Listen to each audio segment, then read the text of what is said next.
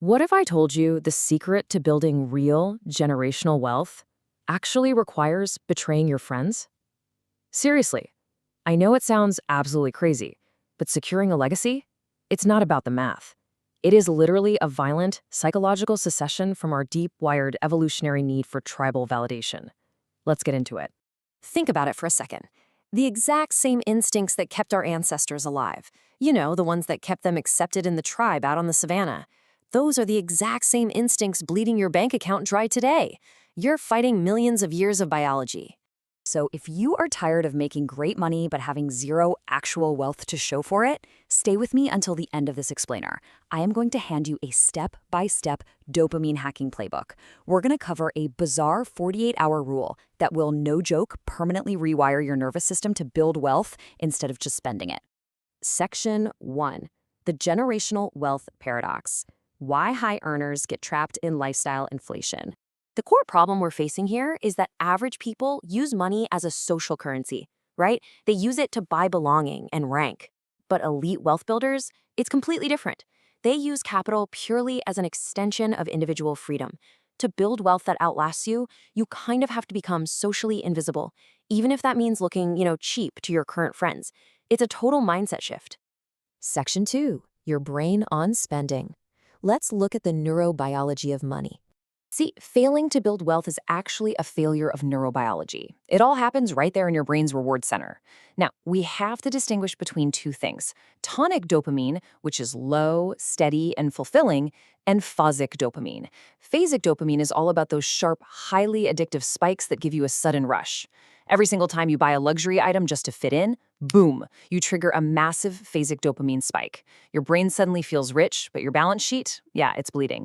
And this biological trap leads us straight into what's known as the scarcity brain. Whenever you experience economic pressure, it triggers real emotional distress. This physically narrows your focus and literally destroys your cognitive bandwidth. It forces you into this short-term panic survival state where you actually lose the ability to value delayed payoffs, like compound interest. Your brain just can't process the long-term benefit anymore.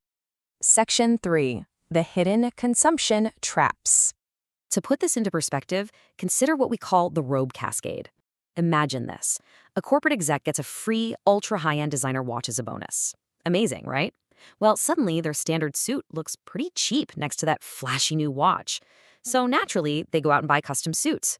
But wait, now the old shoes look scuffed next to the suit, so they drop cash on Italian leather shoes. To match this whole new vibe, they sign up for a luxury gym membership.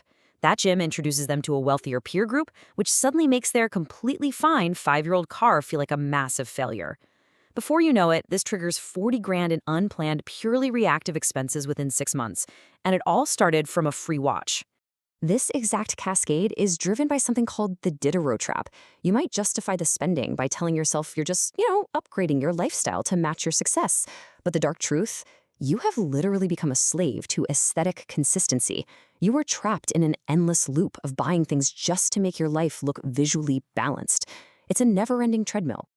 Section 4. Step-by-step behavioral mandates.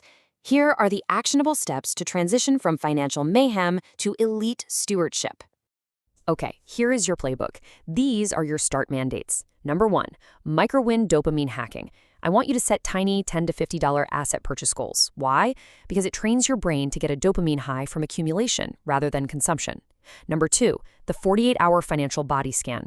Before buying literally anything non-essential, you have to wait 2 full days. During that time, check in with your body.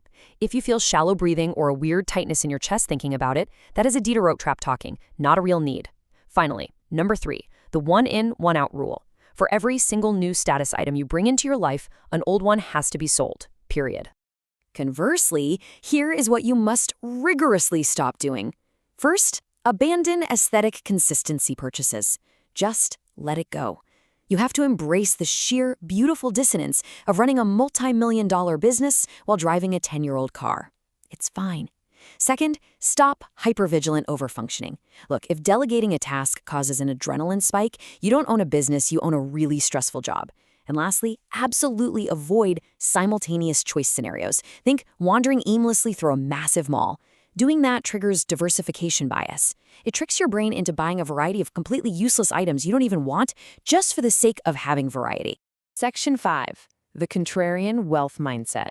Time to talk about the elite philosophy. So, mainstream financial advice constantly pushes you to spread your money across hundreds of stocks to manage risk, right? We've all heard it. But the elite actually have a name for this. They call it disworsification. It's diversifying so much that you absolutely guarantee painfully average returns. Elite wealth builders know that human bandwidth is limited. So instead, they concentrate their capital into fewer than 25 best ideas because they know the truth. You can never, ever beat the market if you literally are the market. Now take a look at this liability ladder. You can actually self-diagnose your own mindset right here. The impulsive tier, they're out buying depreciating toys on credit, drowning in high interest. The conservative tier is completely terrified of debt, so they just hoard cash, while inflation silently robs them blind. But the strategic tier, that's where you want to be.